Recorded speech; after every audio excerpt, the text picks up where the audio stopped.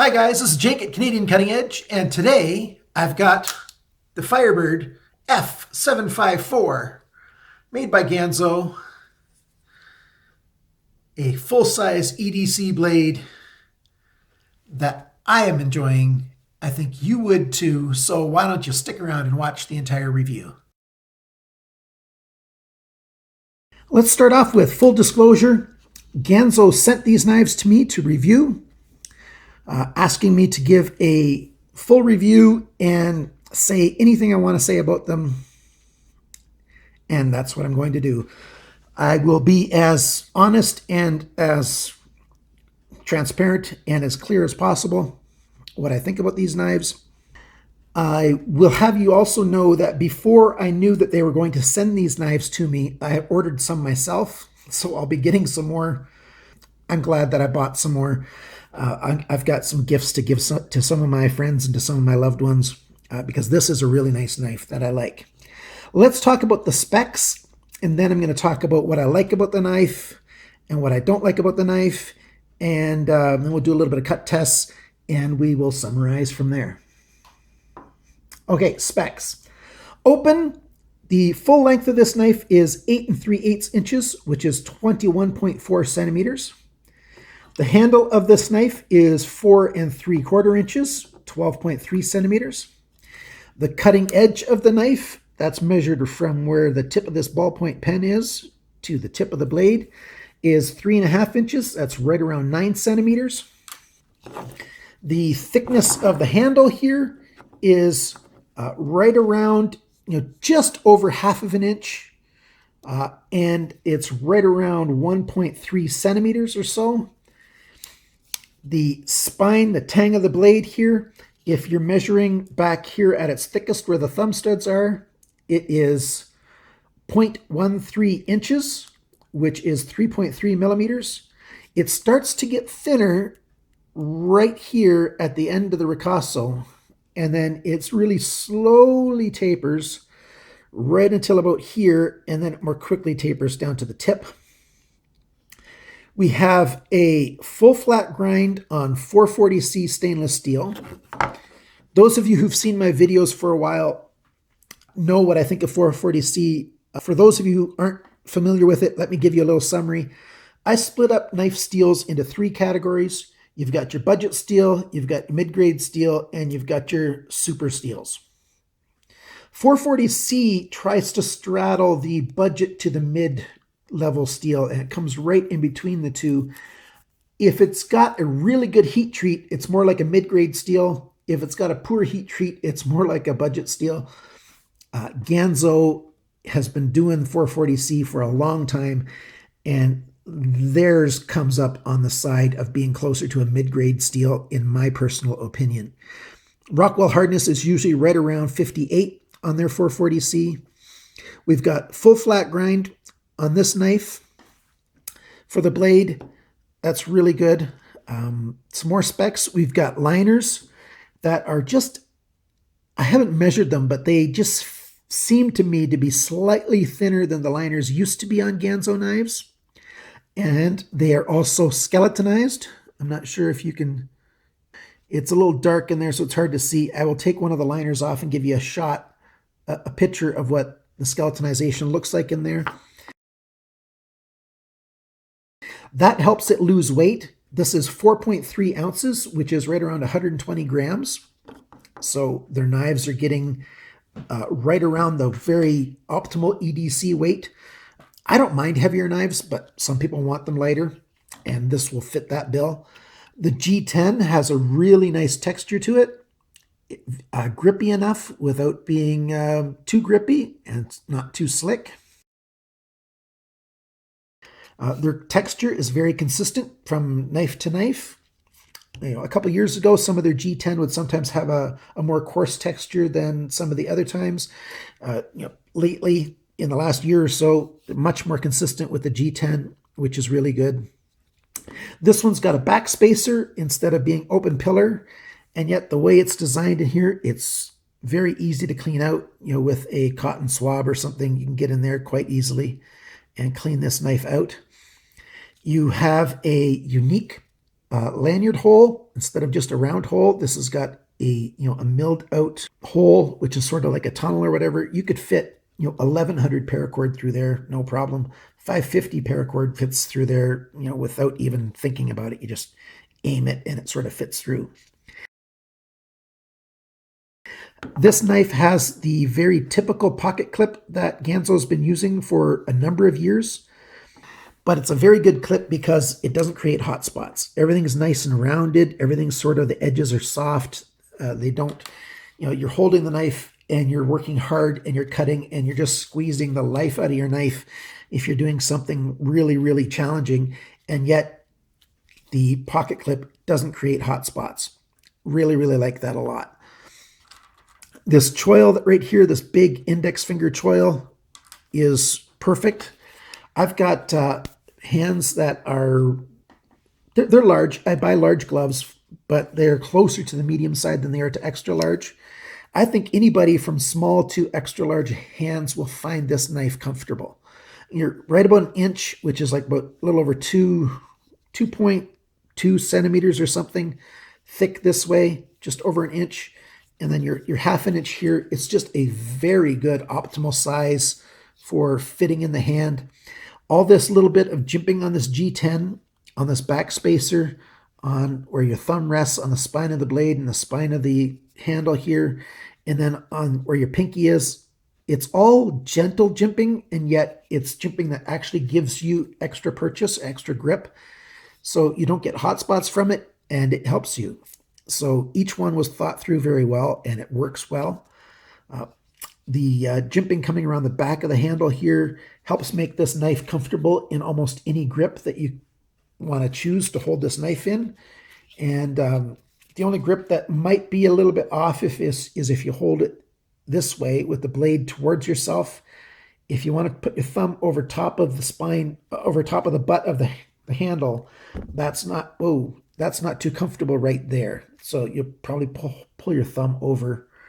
So if you want your thumb right over the end, that's not the most comfortable grip. But most of the wide variety of grips that you can choose work well on this knife. It's got Ganzo's G-lock on here, which is an axis lock. They call it a G-lock, so that's what I'm calling it. The lock is easy enough to be actuated with one finger without any significant difficulty. The green one is a little stiffer than the spring on the orange one, but it's doable with either hand. The springs will wear in a little bit. They'll get a little softer, a little bit easier, but the way, straight from the factory, this knife, you can open and close it with one hand. It's kind of hard to do in a seated position underneath all this apparatus for taking the video, and then you can't even see what I'm doing, but you can hear that I'm actuating the knife, and you just have to believe me that I'm using one finger on the axis lock. I much prefer using my finger and my thumb. I feel like I've got better security, better control over the knife when I do it that way. So that's the way I prefer to do it anyway. Let's talk about how well this knife cuts. This full flat grind is wonderful. I really love full flat grinds. The stonewash, helps make it feel smooth to the grip. I like a stonewash also because my skin is a little bit oilier than average, and so it doesn't leave fingerprints that much. That's a good benefit of that. The thumb studs are far enough back so that they don't get in the way if you're cutting through something. Sometimes knives have their thumb studs out in the path of the cut, and then whatever you're cutting bumps into the thumb stud. Very clearly you can see that this thumb stud is behind the cutting line. That's a really, really good thing. I like that a lot. Great big belly on this blade, and then you've got about an inch and a half of flat area back here. And then at this ricasso area, the knife sort of has a flat spot. Let's see if I can get it close to the camera here. You've got this flat spot right here, and then you've got your edge right there. So that flat spot is where you often find a sharpener's choil on Ganzos, and this one does not have a sharpener's choil. Instead, it's got this unique kind of area. I'm not too big of a fan of that. I would much prefer to have a sharpener's choil there than to have this system. But I have also found myself putting my finger up here and sneaking up a little bit and, using the knife like this. My finger still has a space before it gets sharp, but that is a little bit dangerous. I shouldn't be doing that. That's not smart. I'm going to end up cutting my finger one time if I do that. If I'm holding the knife normally, I've got 1 inch from my finger before the cutting edge, and I like to be a little closer to the cutting edge to do some fine task cutting. So that's the second area that I'm not too terribly fond of. I'd like to have my fingers a little closer to where the cutting edge starts. Not a big deal, but I have to tell you everything I really think of this knife. Very secure in the hand, largely because of this big choil and all the jimping. The pocket clip is reversible, right or left. You've got about 2 centimeters of knife sticking out of your pocket, a little over 1/2 inch sticking out of your pocket. I would like a little bit less than that.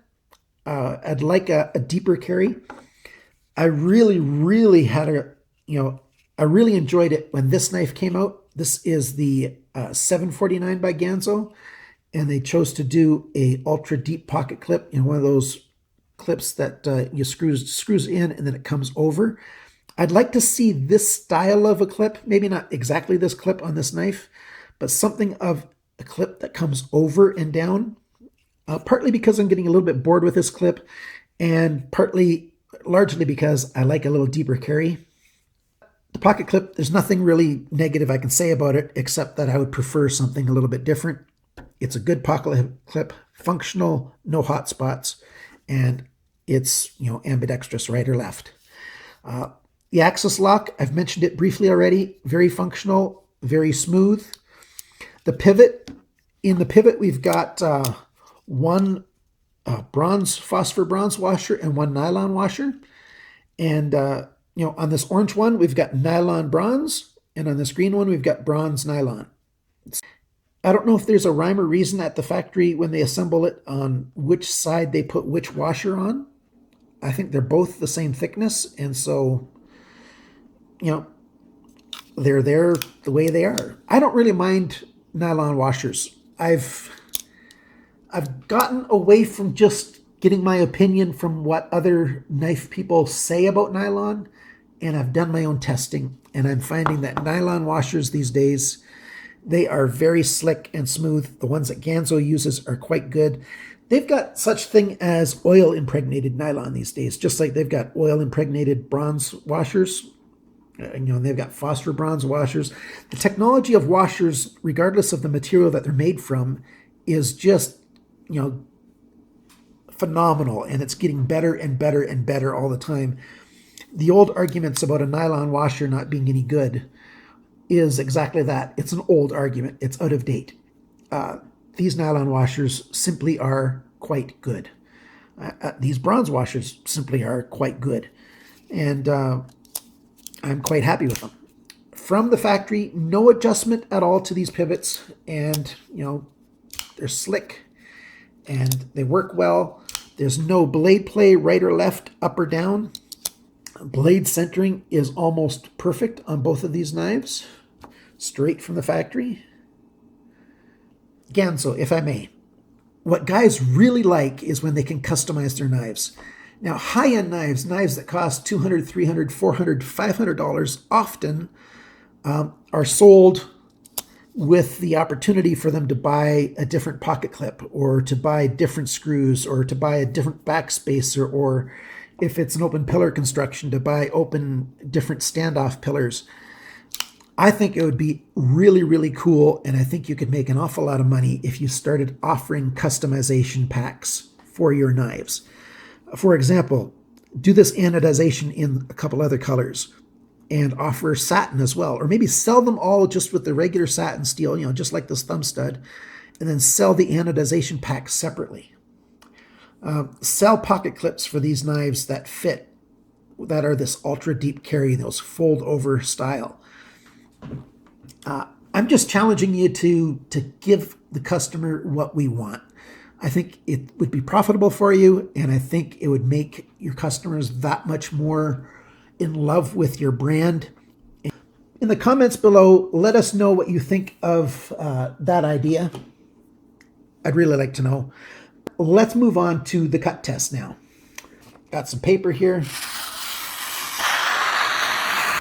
Push test.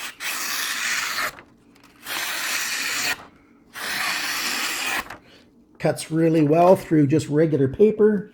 Let's try to cut through some paracord, just as sort of an ultimate test on a knife cutting. Cut through that very easily. Let's get that out of the way. And a slice kind of cut, that works great. And just so that you're aware, yep, this is regular 550 paracord with everything in it. It's full normal paracord. Let's see how it cuts through some plastic.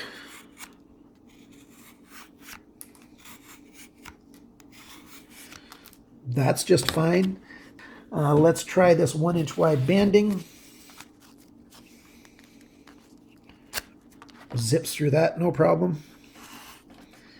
Cuts just fine. This knife is really good. I like it. Feels good. It's comfortable. It's got a couple minor things that I might change, but I like it an awful lot. So there you have it. If you like this video, regardless of if you like the knife or not, if you like the video, please click on like. Click on share down in this corner if there's somebody you'd like to share this knife with, this video with. If you're not yet a subscriber, can I ask you to subscribe? Please do. That helps me out in a lot of significant ways. And say something in the comments. I really enjoy the comment section the most. As I get more and more subscribers, it's a little bit more work for me to get through all of the comments, but I like to try to respond to absolutely every comment, and I'm going to keep that up as long as I possibly can. And thank you for watching this video. Remember, guys, always cut towards your chum and not your thumb.